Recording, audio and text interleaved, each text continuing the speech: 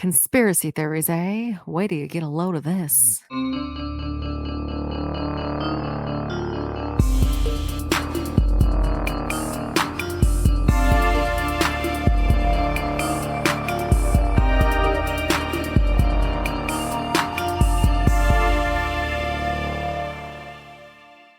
Hello, and welcome to Cracked Sisters Conspiracies. We're a podcast that covers conspiracy theories, mysteries, and all over spooky shit. My name's Jackie. And I'm Cassandra. And we are said sisters. You couldn't wait until I finished chewing to start. You didn't even think about it. I didn't. You chose the wrong time to start eating a candy bar. I've been awake on and off since 5 this morning. I'm starving. This is my breakfast again. I'm also so hungry. I had a little donut. There you go. So, hello. Hello. Day 2 in Las Vegas. And we're leaving today. Last night was fun. Last night was fun. We made it, like 2.5 hours out in the world? And then we were trying to not fall asleep by 8:30 p.m. We made it till 11:30. Yeah, so we got dressed up and then we walked around and then my feet were screaming. Yeah, I was going to say, we walked around and then immediately came back to change shoes. But I got groped by someone in a Super Mario costume. That's right. That was fun. We had probably the worst dinner service. The guy kept touching us. You were getting touched a lot last night. I did not appreciate it. He didn't like you. I think he was like wanting to slap you, but he just did a nice little tap. You know what? I wanted to slap him too. It shouldn't have taken that was a really bad 20 minutes just to greet us. Anywho. Yeah. But yeah, one absolutely nothing. I've been consistently okay. Yeah. I was on a roll. Altogether, I probably put in $50 for gambling and I walked away with 20 after 4 hours. So that's pretty good. But yeah, so today we're going to be covering part 2 of the JonBenét murder. So she was a 6-year-old beauty pageant.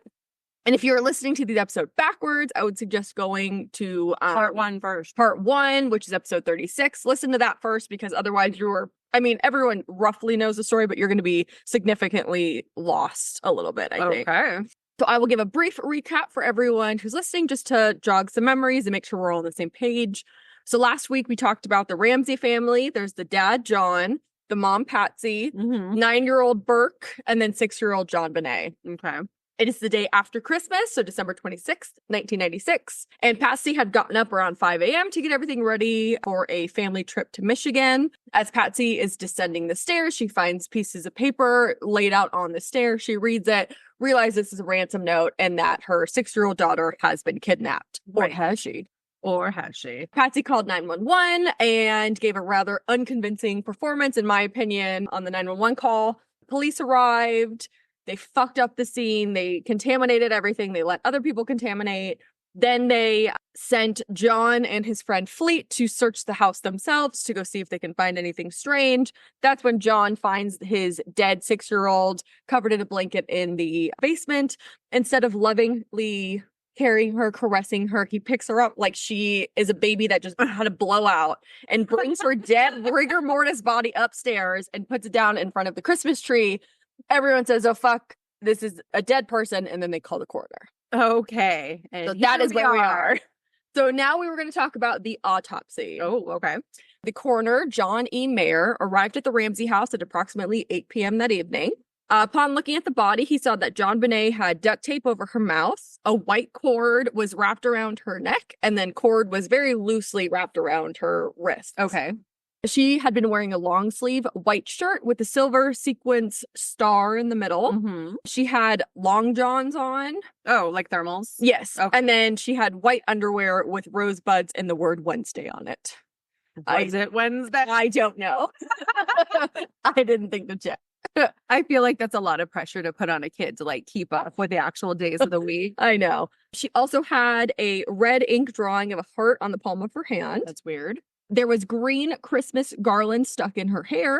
So that one kind of fits with she was upstairs and someone is hastily bringing her downstairs and she would have got it in her hair. Oh, yeah. God. Her actual underwear and long underwear had urine stains and red marks in it.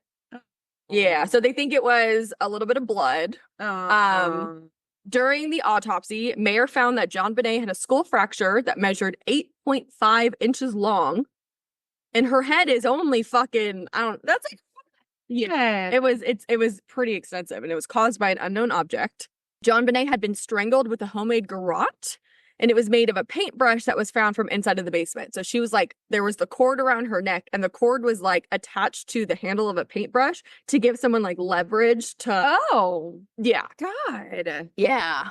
Mayer concluded that JonBenét was alive at the time that her head was struck and still alive when she was choked. It's unclear which one specifically killed her, but they both contributed to her death. He officially called her cause of death asphyxia due to the strangulation, but it also could have been the head trauma. So, and he was unable to establish a time of death, which is not uncommon. Again, that's another lie that CSI has caught us. They like do a liver temp and they're like, she died at 4:05. Yeah, Apparently that's not real. Oh. Based on the state of rigor mortis that her body was experienced when she was discovered, as I mentioned, John picked her up, her hands were above her head already. Initial police reports suggested that she had died between 10 p.m. on Christmas night and 6 a.m. that morning. Oh, okay. So I don't know. Again, remember the night of Christmas? They were at a party. They were at a party at the White's house, but we don't know how long they stayed, what time they came home. Oh. So 10 p.m. is not that late. It really isn't. Exactly. So some people theorize that something happened at the Christmas party and she was dead or on her way dying on the way home, which is why John brought her upstairs. She wasn't asleep. She was unconscious or woozy. Oh. But we have no idea because we don't know the timeline of that party. Okay. There were 2 small marks on her face and on her back. Many people have speculated that it was a taser, like a stun gun mark. Oh. I haven't been able to find a whole bunch about it. I read the autopsy report, but it was like a little bit over my head. I didn't see those marks, but some people have.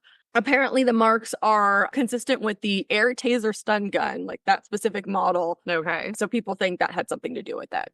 There was evidence of vaginal injury found by Dr. Meyer, but no semen was found on the body. So the coroner also reported that the pubic area appeared to have been wiped with a cloth.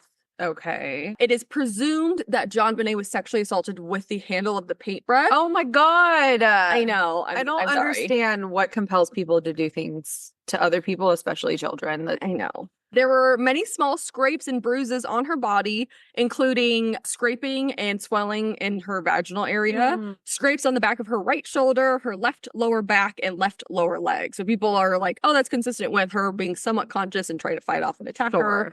Whatever. DNA was taken from JonBenét's underwear and underneath her fingernail.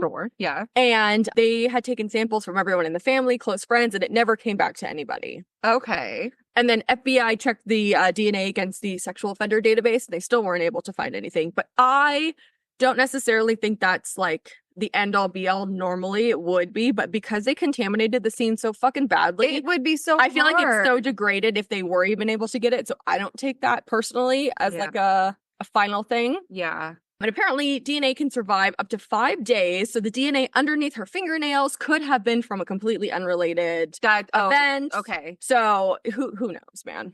And then it should be noted, in my opinion, that in an interview with KUSA TV, JonBenét's pediatrician, Francesco Buff, said that he never saw any indication that JonBenét had been sexually abused. He said, quote, I can tell you as far as her medical history is concerned, there was never any hint whatsoever of sexual abuse. I did not see any hint of emotional abuse or physical abuse. She was very much a loved child, just as her brother, end quote.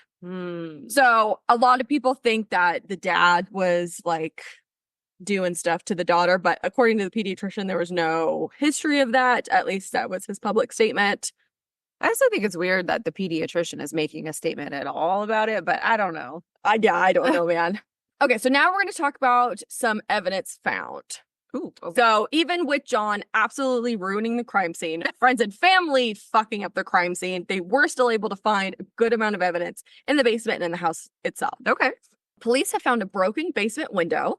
So according to John, he had broken the window himself an unknown time prior because he locked himself out of the house.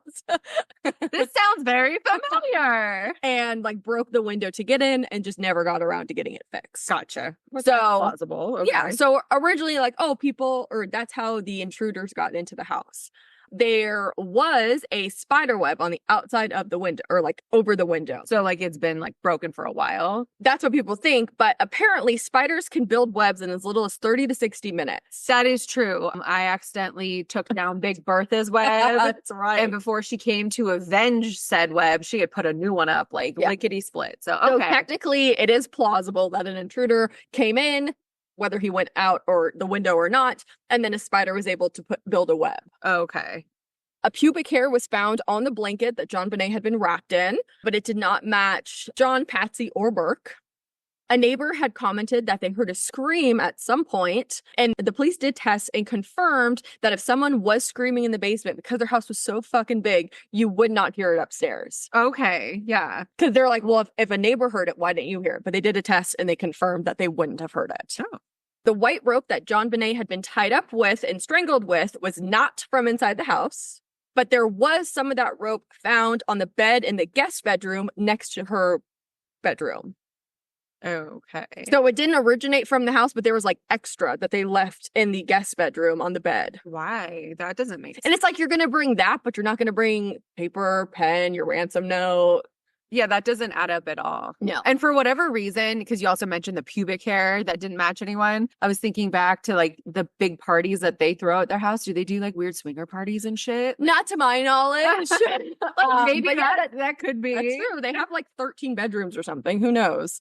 Touch DNA, as I mentioned, was found on JonBenét's long johns, but it didn't match anybody that had given their sample.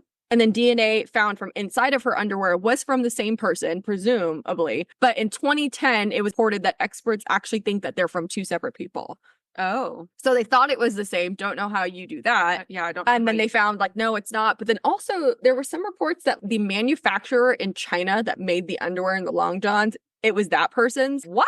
I don't know, man. Had that not been laundered? That's a good question. I don't know. Evidence was discovered that JonBenét may have wet her bed that night and that her clothing had been changed. That's usually like a sign of you're scared or trauma. Especially as a 6-year-old, I don't really think that's normal to be wetting your bed. No, not usually. There was a suitcase that was found next to JonBenét's body that had a boot print on top of it, and it was right next to the window. Okay. So presumably someone stepped on it to get in or to get out. Was it a suitcase or an attaché? It was a suitcase. The boot print was believed to be a high-tech hiking shoe, and reportedly no one in the family or friends had that type of boot, which I feel like that's really easy to get rid of. Yeah. There were no footprints in the snow outside of the basement window or anywhere on the property, which is kind of good to know. But what if it like snowed and there were footprints and they're gone?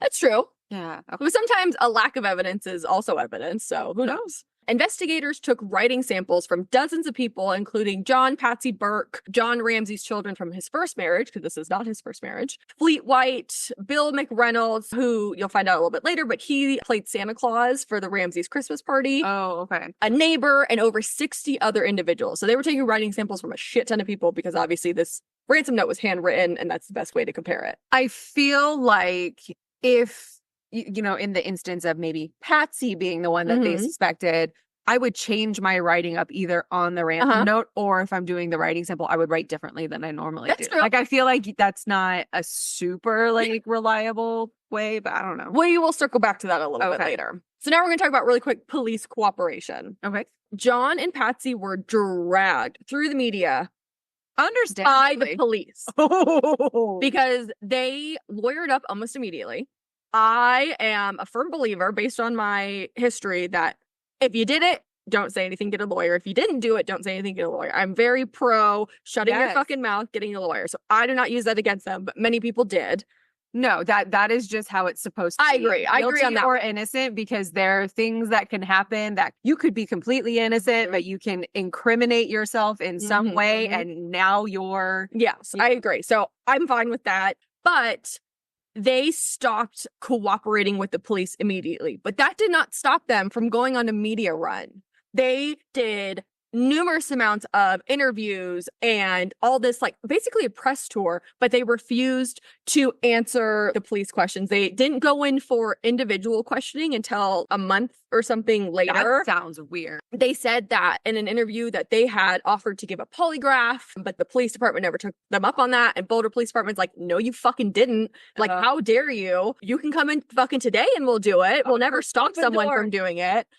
So I watched just like a couple of the videos. Again, I'll link it in Patreon. The one specifically that I watched, people were like given the heebie-jeebies, and naturally so. So they are dumb. If you did something, don't go on a media press. That's how they get so many people, because it's so hard to fake genuine emotion and stuff like that. So, well, and I also feel like as a parent, if I had suffered this, catastrophic loss, I would be dealing with that grief exactly in a completely different way. I would not be putting everything out there. But if you are still under the theory that she has been kidnapped, even though she's been found, they're like, you want to find the killer. So that's, presumably what they're doing is they're pleading to the media, but not really. So the two main things that people notice in all of their interviews is Patsy seems like she's just fucking drugged out of her mind. Okay. Which, grieving parent, that's normal. And John, when he talks with no emotion, and he literally just sounds like he is, a lot of people said that he sounds like he's the DA. Like, and he's going on a press tour and explaining the details of the case and whatever. He is so void of emotion. He doesn't even look like, I feel like a police officer would be more sad about the case than he really. So a lot of people thought that he was an idiot. He's never seems angry. At one point, he's like, we'll find you. But it's like the most unconvincing fucking thing. And then at another point in an interview, he said something to the effect of, I'm not mad about it. Like, we just want to know what happened, or like, we just want to know who it is. And it's like, that's a weird fucking thing. Your daughter was sexually assaulted and brutally murdered, and you're not mad about it? Yeah, no. Exactly. That's weird. So I think they're an idiot, and I think their interviews are very telling. And if you're interested, I would suggest you go watch some. Okay. There was a grand jury. So in September of 1998, so 2 years later, a grand jury was convened to investigate the murder. The following year, on October 13th, 1999, so 3 years later, roughly, Boulder, Colorado District Attorney Alex Hunter announced that the grand jury had been dismissed and that no indictment would be made due to lack of evidence. So grand jury is basically when the prosecution pulls in a jury and they are it's not a trial. They're presenting their facts with a judge and a jury to see if there's enough evidence to move forward to go to an actual trial. We did talk yesterday with Diddy. Okay. It's like it's a pre-trial just to see, does this have merit? Can we go somewhere? Or if the judge just says this case is stupid and they throw it out. Gotcha. That makes total sense. What the DA failed to specify is that the grand jury voted to indict both John and Patsy, and the indictment cited, quote, 2 counts each of child abuse, and said that the parents, quote, did unlawfully, knowingly, recklessly, and feloniously permit a child to be unreasonably placed in a situation that posed a threat of injury to the child's life or health, which resulted in the death of JonBenét Ramsey, a child under the age of 16, end quote. So pretty much you get a hard F for parenting. Yeah, so they didn't believe that there was enough to indict them for murder, but they said they did something that put JonBenét in the position to get murdered, and they are guilty of that. So but the DA said there was no indictment because technically the original charge was for murder. The jury said, no, we don't want them for murder. We want them for this. But he just skipped over that. Oh. I think he was somewhat friends with them, or he had friends with someone that was friends with them. And I'm like, this is a huge conflict and he should not be involved in this case at all. So this information, the grand jury's specification that they wanted them indicted on basically being a bad parent, didn't come out until October 25th, 2013. That's years. So 14 years later. What the fuck? So they kind of like hid it under the rug. And then once this came to light, the DA's office, obviously Alex was not with the DA's office 14 years later. They were like, oh, well, there wasn't enough to go forward with murder. That was the bigger charge. So that's why we decided not to go with it. Okay. Yeah. So now we are going to talk about the potential suspects. Oh. As I mentioned, there's probably 8 trillion people. I only cover a couple. If you want to do a deep dive into the others, you guys are more than welcome to, but this was extensive. So let's see. So first we're going to start with Burke Ramsey, who is the 9-year-old brother. Okay. So many people think that he accidentally killed his sister. And upon discovering this, his parents freaked out. They had already lost one child. They didn't want to lose the second one. So they're like, we're going to help you cover it up. Okay. Which is a kind of a natural reaction. I understand that. But then the question of, did you also sexually assault your younger sister in the process? Yeah. Because that's a bigger concern for me. No one thinks Burke sexually assaulted her. They think if anything, one of the parents did it with the paintbrush to make it look like kidnappers had worse. I know. Oh my God. It's not great. Okay. Apparently, it was discovered that Burke had a childhood scatological obsession. Do you know what scat? Like shit? Yeah. So he had like an unhealthy relationship with poop. Oh, because I know there's like weird phases that kids go through. The oral, the anal. Yeah. But he got like stuck in one. He got stuck in there. Okay. So crime scene investigators had found smeared feces on a box of candy that he had given JonBenét as a Christmas present, which is like a big fuck you. Yeah. The housekeeper, who I mentioned is kind of hit or miss on if you want to call them reliable. Mm-hmm. She publicly stated that Burke used to cover the bathroom walls with his shit, and she specifically remembered finding, quote, fecal matter the size of a grapefruit, end quote, in JonBenét's bed. Oh. So he just hated his sister. It sounds and wanted to torment her because he had this obsession with his own poop. I can proudly say that I never hated you to that degree growing up. Like, I didn't always like you, but I would never leave shit presents in your bed. I appreciate it. Yeah, okay, good. Another reason that people think Burke somehow was related is that a year and a half earlier, Burke accidentally, don't know the whole story, I'm on that, hit JonBenét in the head with a golf club. Like, pretty significantly. Yeah, that unless she was like standing in the backswing zone, I don't feel think like so. I don't know what the exact specifications of this incident was. Patsy had told a friend about it, and then the friend revealed this once everything came out. So people took this information to believe that he had like these anger issues or this built up resentment about his sister. Maybe because she was getting all the attention with the pageants and shit. That's what a lot of people think. They think that he was jealous because he's a 9-year-old boy. He's not going to do pageants. Mm-hmm. His dad was working and mom was giving all of her love and attention to JonBenét. Yeah. So he may have felt alienated and he hated his sister for that, allegedly. Understandable. Burke and JonBenét often ate pineapple together as a snack. That was just one of the snacks that Patsy would make for them. They really enjoyed it. Okay. This is important because I think I skipped over it. In the autopsy, there was pineapple found in JonBenét's stomach. Oh, okay. This is what people think happened based on pineapple, because in the kitchen, even though everyone was fucking up the kitchen and cleaning it up, there was a bowl of pineapple found with Burke and Patsy's fingerprints on it. Even though Patsy religiously said, I didn't give them pineapple. John said I didn't give them pineapple. So they're like, I know there's literally a bowl of pineapple, but we didn't do it, even though my prints are on it. Yeah. So people think that Burke had woken up in the middle of the night, which he did say in a Dr. Phil interview. He said he woke up, wanted to go play with his toys, so he went downstairs. Sure. So he went downstairs, this is what people presume, to go play with his toys. He got hungry. There was a bowl of pineapple. He was eating on it.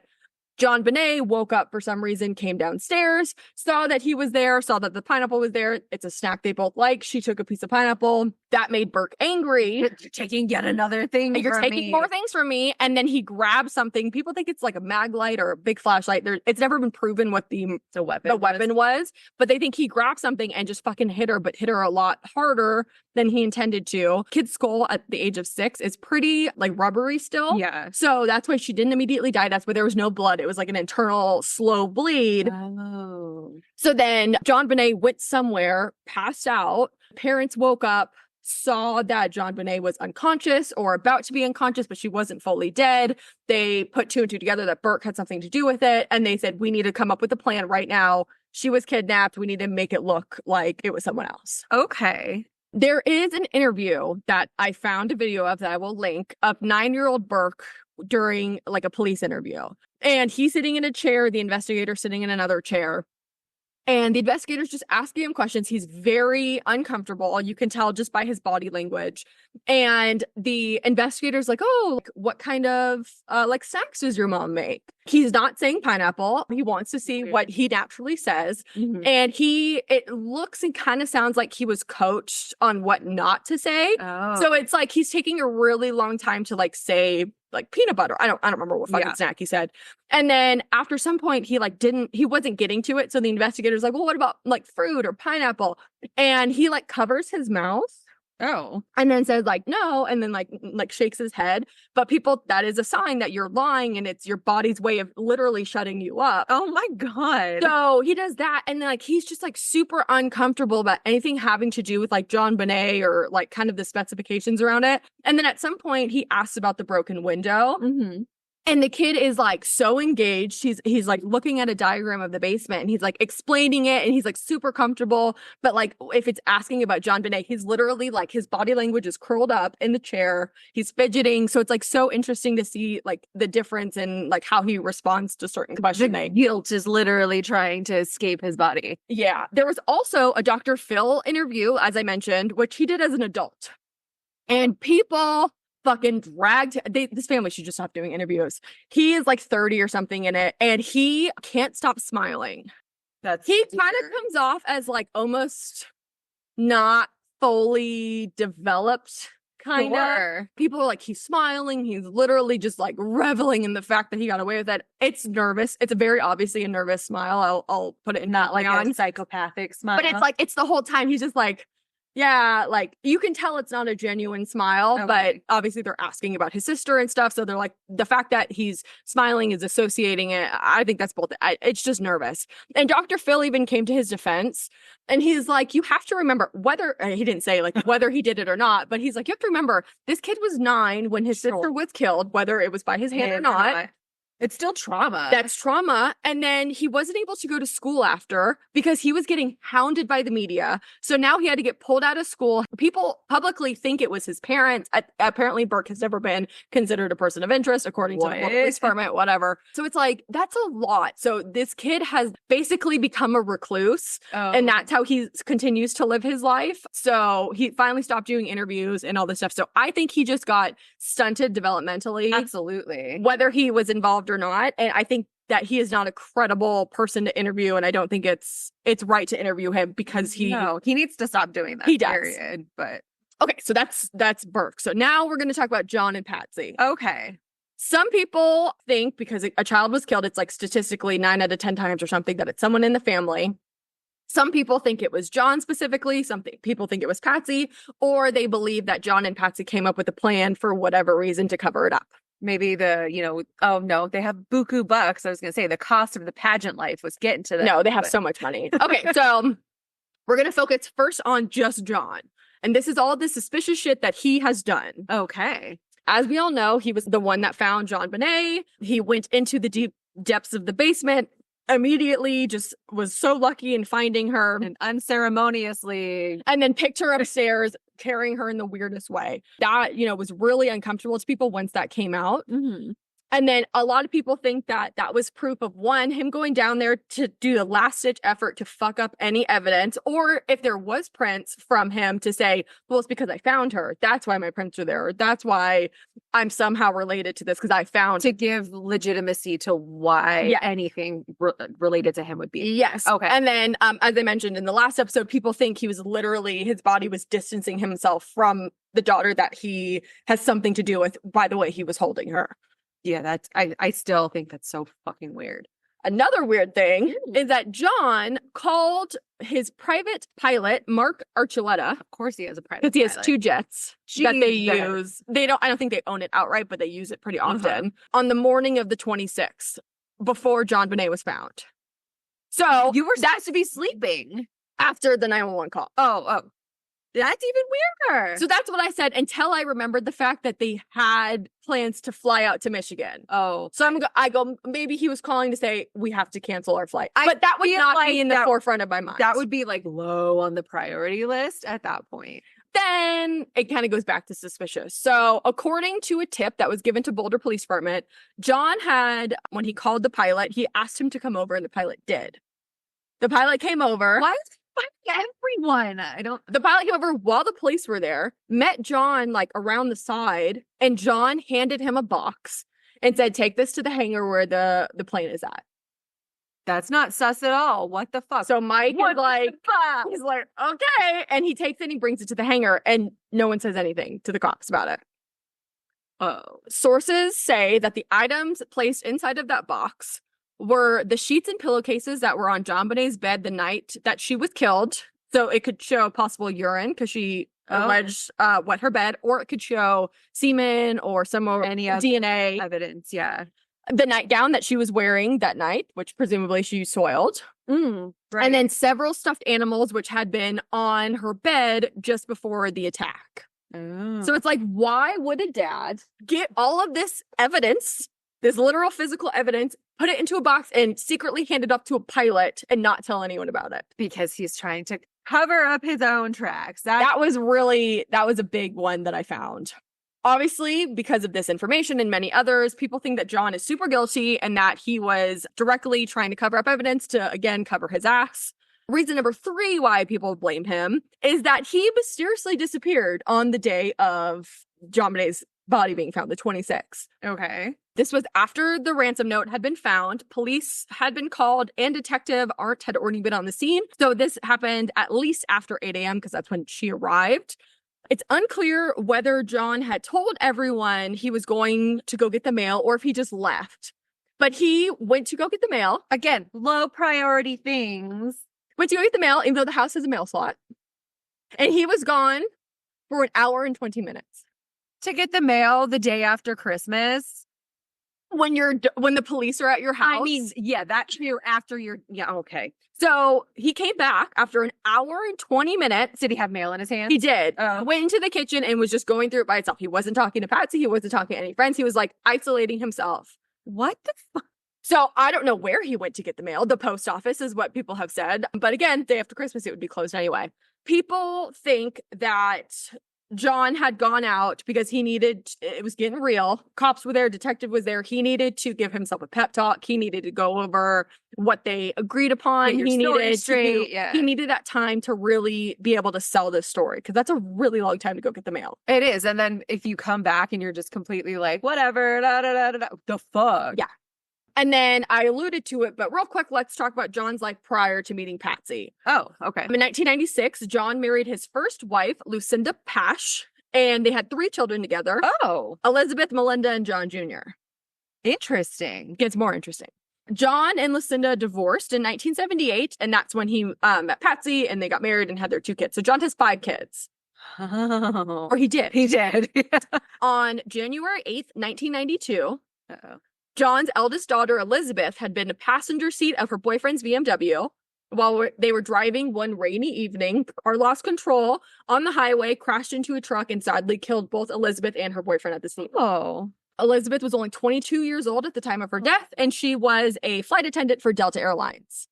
People found this information. They're going, that's super weird that John just seems to kill off his daughters. This is the second daughter of his that has died. And even the police were like, weird. So they actually reopened the daughter's case. Oh. And they found that it was indeed just a freak accident. Okay. He wasn't even driving. She was the passenger. But people were like not having it with John. Sure.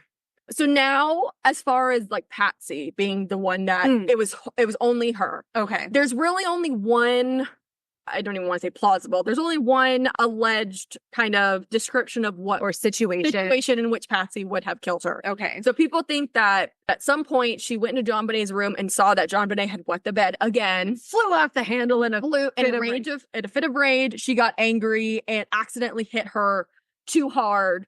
Realized what happened, that she would maybe unconscious or not dying, and then she woke up John and said, this happened, I need help, and then they came up with the rest of the plan. My God. Okay. I am one to admit that when you are woken up in the middle of the night because there's a wet bed, someone barked, something happened. Yes, it fucking sucks and you don't want to deal with it. But my immediate response is not to grab a flashlight and hit your kid in the head. It's not to get angry at her because she didn't do anything wrong on purpose. Oh my God, these are terrible parents. And people also think this because the paintbrush that was used as the garrote and to potentially sexually assault her was Patsy's paintbrush from her art studio. Oh, great. But many people, myself included, do not think this is plausible because she is reported as being very chill. She never spanked her kids. She never raised her voice. Like, she was very calm. She was not like an aggressive parent or anything like that. And it wasn't like she was jealous of her daughter getting all of the pageant attention. Yeah. And it's like, I find it, like you said, I find it very unlikely that she just like is so angry that her kid wet her bed that she just like hit her and then had to come up with the rest of this to kill her. That does not seem as plausible. Yeah. My bet is on one of the men in the house so far. And then the people vehemently, that one, they're like, we do not believe, no matter what happened in the house, we do not believe the mother would be capable of taking a paintbrush and coming up with the idea that we need to sexually assault her to make it look plausible. That's a man's thinking. I agree. Yeah. So I don't necessarily think Patsy was the murderer. I just think she was involved. Yeah. And then something I didn't mention, or something I didn't specify, is remember how I said they tested everyone in the house for their handwriting, 60 other individuals, friends, neighbors. What I didn't say is that despite having at least 5 of Patsy's handwriting samples, plus previous historical samples, the experts could not definitively say it was or was not her handwriting. And they said that after the murder, her handwriting changed. So that is like the big thing of, again, why I think she wrote the note.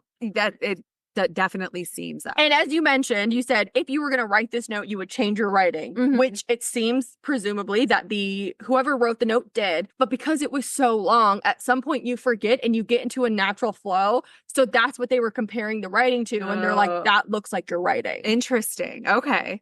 There is the intruder theory, which I don't even go into because I don't think it's legit. Nothing about the case so far indicates to me that there was an outside party. I agree. So if you want to look into that, go for it. We're going to skip right over that. Now we're going to go into the theory that Santa Claus did it. Oh. So as I mentioned, they have a family friend named Bill McReynolds. So Bill McReynolds was born in Donna, Texas in 1930. He married a woman named Janet McReynolds, and the two lived in Boulder, Colorado for 30 years while raising their 3 children. Okay. According to Janet, the wife, when Bill retired, he began playing Santa Claus. He loved children in a not creepy way. Okay. He just, because he had kids, so it's not as weird. He just really enjoyed like Christmas time and being that Santa. People are like, can be genuine. Yeah. So he just really enjoyed it. He loved playing Santa every year. And it just brought him a lot of happiness. She played Mrs. Claus with him. So it was just something he liked. Okay. As I mentioned, he did play Santa the night of the Ramsey's Christmas party on the 23rd. And apparently he gave JonBenét a handwritten note that said, quote, "You will receive a special gift after Christmas," end quote. That's a little ominous. And it's reported that the night of the Christmas party, JonBenét was like leading him around, like, taking him on a tour of the house, like showing him things. He had surgery like a month or something prior. JonBenét had given him glitter to be like good luck glitter. Oh, okay. So she really liked him. Okay. And they seemed to have like this bond kind of. Another kind of suspicious thing that maybe is related, maybe isn't. On December 26th, so the same day, but in 1974, so this is like 20 years later or earlier or something. Prior, yeah. Bill and Janet's 9-year-old daughter and their friend were kidnapped and both sexually assaulted. What? And it's never been solved.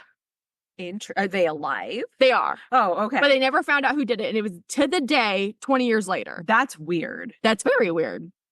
Also weird is that Janet, the wife, had written a play about a child who was molested in her basement and then murdered titled Hey Rube. So is this knowledge that had been shared with the Ramseys? Like, are they aware of the McReynolds family history? Yes, they're friends. They knew this. Okay. But Janet explained, she said, yes, that now that sounds suspicious. She goes, she based the play off a fictionalized account of the 1965 torture and murder of Sylvia Likens in Indiana. Oh, okay. The 16-year-old girl had been brutalized by a gang of teenagers and a woman who had agreed to board the girl in her home. Got it. So she's like, I based this loosely off of a real story. It sounds suspicious looking back, but technically it's not related. Okay. The couple, including their 2 sons, because their daughter is dead, or daughter isn't in this, gave handwriting samples, blood samples, DNA, and everyone was cleared. They're like, oh, the DNA doesn't match, so it's none of you guys. But again, I do not trust the DNA because everything has been contaminated. Yeah. And then Bill Reynolds actually died back in 2002 of a heart attack. So I don't feel like they had anything to do with JonBenét. To me, what that indicates is that because the Ramseys knew their situation, that's why I was asking if they had that information. That was inspiration on how to deal with the situation themselves. Like, okay. So yeah, I don't think Santa is involved either. I don't think so. Yeah. But now let's talk about a guy named John Carr. Who the fuck is John Carr? Yeah. So John Mark Carr, was born on was born on December 11th, 1964 in Conyers, Georgia. In 1989, when he was 24 years old, he met and married his then wife, 16-year-old Laura Carr. Okay. Laura had been a beauty pageant contestant. That's weird. And he had gotten her pregnant.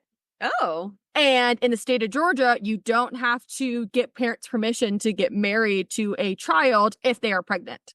That's because Georgia. So wrong. So he married her. Ew. He worked as a substitute teacher at multiple different schools and would leave every couple of weeks because he didn't like it. Oh. Not because parents were calling and complaining. How does he keep getting jobs? I have no idea. But parents are like, this dude's fucking creepy and he should not be around our kids. So in lieu of getting fired, he would just jump ship. He would bounce. Okay. In 2001, he was living in San Francisco with his wife and 2 children, working as a school teacher in Napa Valley. Mm-hmm. That same year, Carr was accused of having been involved in the 1997 murder of 12-year-old girl named Georgia Lee Moses, whose body had been found on the highway near Sonoma County, that's the county I live in. Oh, okay. Police, they got a search warrant of his house, and upon searching his home, they found a shit ton of child porn on his computer. Gross. Carr was arrested for child porn, but eventually all charges had to be dropped when investigators admitted to having lost vital computer evidence when they seized it from his home. It sounds like the police just back in the day sucked. Really awful. I know. After being released, he fled to London for 5 years. His family thought he died. Oh. But he was basically just living his best life. And in 2006, he was living in Thailand and emailing back and forth to a person named Michael Tracy, who said he was creating a documentary on the JonBenét case. I don't think Carr was specifically JonBenét's school teacher. Oh, I was going to say, yeah, like how because he was in California, but I think he's somehow connected to them. I don't necessarily know how, but you'll find out kind of in a minute. Okay. So he's emailing back and forth with this guy that's planning to do a documentary. Carr had sent this guy a lot of emails, and in one of them, he had written, quote, "Close your pretty eyes, sweetheart. Daxus loves you so much. Oh God, I love you, JonBenét. And my lover's eyes are slowly closing," end quote. That's fucking weird. So this guy's like, yeah, like you are somehow related to JonBenét. I'm doing a documentary. Like, let's email. And this guy decides to write like love poems about JonBenét to this guy. That's gross. So Michael Tracy, the documentarian, was like, this is fucking weird. So he turned it over to the police department. Good on you. The police department gave it to the FBI. And then FBI is like, we're going to go to Thailand and we're going to come pick you up. And we're going to give you a first-class flight to Boulder, Colorado because you were being charged with the murder of JonBenét Ramsey. Oh, that went from 0 to 100 real quick. But upon him coming back, DNA tested him and he was exonerated because the DNA did not match. I feel like that is just a coincidental thread. And it's been proven that he's got a weird thing with kids and he might have just been like obsessed with her, but I don't know that it's giving I murdered her vibes. Well, let's hold on to that for 1 second. Okay. So investigators accused Carr of being a fame-hungry pedophile who just wanted their name attached to the case. Yeah. And Carr objected this. Oh. And said, no, I have knowledge of the case that wasn't released to the public. I didn't. Oh. Believe me. And they said, no, because your DNA doesn't match. I feel like they needed to pull that thread a little bit more. So yeah, Carr was 100% saying, yes, I did it. I have information that was not publicly released. But because the DNA did not match, they said, you're just doing this for fame. I still get that feeling though. Well, in 2008, Carr then changed his name to Delilah Alexis Reach and became a woman. And apparently, according to this person's ex-wife, they are now running a child sex cult and insists that he or she killed JonBenét to this day. Huh. So I think something's a little off. Something is definitely off. I don't think there's enough evidence to prove that this individual killed JonBenét. I feel like they did something. Yeah. To a different kid, but not JonBenét. It's a far hop, skip, and a jump to kind of have the involvement. Now we're going to talk about Gary Olivia. Look, is this person now? I think this is the last. Yeah, this is the last aspect. Okay. So Gary Olivia was born on January 7th, 1964, and grew up in California. Mm-hmm. In 1990, Olivia was arrested in Oregon for sexually abusing a 7-year-old girl. Oh, okay. In May of 1991, while on probation for this crime, Olivia threatened to kill his mother, Anne Freitag, and attempted to strangle her with a telephone cord. Oh. Police reports for this incident with his mother said that, quote, Olivia removed a butcher knife from the drawer and had it in his possession. Olivia also pulled a telephone cord loose from a telephone and wrapped it around his mother's neck and began tightening it, end quote. Well, the good thing is that's not something anyone needs to worry about today because no one has a landline anymore. True. Olivia fled the house before police were able to arrive, but was later caught and arrested, and he spent 17 months in jail for the attempted murder before he was released. Don't know why only 17 months, but whatever. Okay, yeah. Once he was released, Gary was described as a homeless drifter who liked to spend his time in Boulder, Colorado. Okay. In December of 1996, he was allegedly using an address that was 10 blocks away from the Ramseys' house. In high school, Gary had a friend, named Michael Vale. Gary used to send Michael tapes of him doing relatively innocent things, like they would just give each other tapes. I mean, what else are you Because do you're a half kid. the time, yeah. And then the tapes started getting weirder as time progressed. Sure. And allegedly, according to Vale, one of the tapes that Gary gave to him was Gary pretending to be babysitting a friend's kid and joked about raping her. That is a terrible joke. And then on another tape, he allegedly fantasized about cooking and eating children. What the fuck? On the day that JonBenét's body was found, Vale, who's the friend, claimed that Olivia, the creeper, called him sobbing and said, quote, I just hurt a little girl, end quote. Michael Vale's like, I'm used to you being fucking weird, whatever. But then the next day when the news broke, he went, oh my God. Was that, yeah. So he called the cops. Okay. He called Boulder Police Department on December 27th to report this disturbing call that his kind of friend is fucking weird and that he thinks he's strongly involved. But the cops never called him back. He followed up months later saying, no one's called me. I have information. And they never got back to him. As more details came out in the media, Vale was more and more convinced that Gary was involved. And he's like, no one's fucking listening to me. Olivia has a obsession with knots. And the cord around JonBenét's neck had a weird knot. Okay. So he's like, this is more proof that this fucking creeper did it and no one's listening to me. And then apparently when Olivia was younger, he had an obsession with breaking into people's homes and stealing their artwork. So this Michael guy was like, this guy's fucking weird. He breaks into homes, he steals things, he ties knots, and he told me that he hurt a little girl. Like, he fucking did it. 4 years later, because the police completely ignored this, in December of 2000, Boulder Police Department arrested Gary Olivia for a drug charge. Okay. He was found to have a photo of JonBenet in his possession with a poem titled Ode to JonBenet. When they went through his backpack, they found a stun gun, which is the same stun gun that they allege could have created those marks. For the first time since her murder, they decided to question him about it and his potential involvement. And apparently he denied having anything to do with it, but he did say he had an absolute obsession with her. Sure. He told 48 Hours, quote, I believe that she came to me after she was killed and revealed herself to me. I'd like to see a memorial set up for her. I haven't seen that anywhere, end quote. So he's like this weird fucking dude that likes her a lot. Sure. I mean, and if you look at her, she's all glammed up. She's an adultified child. I'm sure that appeals to so many people. All the wrong ways. That's like the same vibes that you get. I hate like on social media, on TikTok, especially when there's parents that make all of their content based on their little kids. There's a feature where you can save the video. And when you see that it's like what you would think may be like an innocent video, but like, why are there 60,000 saves? Men.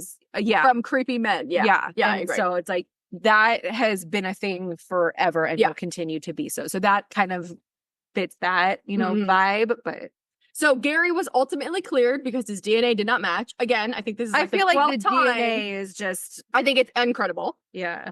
In June of 2016, the Natural Center for Missing and Exploited Children received a tip from Google that someone in the Boulder area was uploading child porn to whatever server love fucking creepers use. The Gmail account that was associated was traced back to Olivia. Oh. They were able to arrest him, and they found 695 images on his phone depicting the sexual abuse of children. And they also had 335 photographs of JonBenét.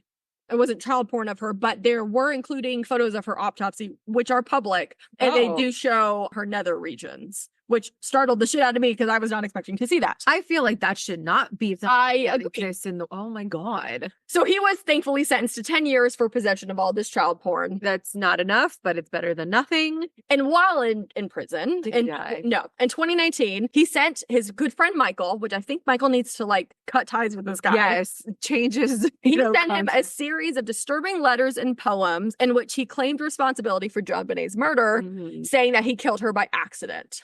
Which is what he alleged when he called the day before and said, I hurt a girl on accident. Now, a quick word from our sponsor. Do you live in the Bay Area? Are you in need of a CPR class for work or just to gain knowledge? Well, look no further because CPR Education has you covered. They host public classes every Saturday in Pleasant Hill, ranging from CPR and first aid, BLS for healthcare providers, infant essentials for new and expecting parents, and EMSA-approved courses for licensed childcare providers. Whatever need you have, CPR Education has a solution. Go to cpredu.com and use code CRACKED for 20% off any public class. That's CRACKED, and you'll get 20% off any class of your choosing. CPR Education, keeping people together.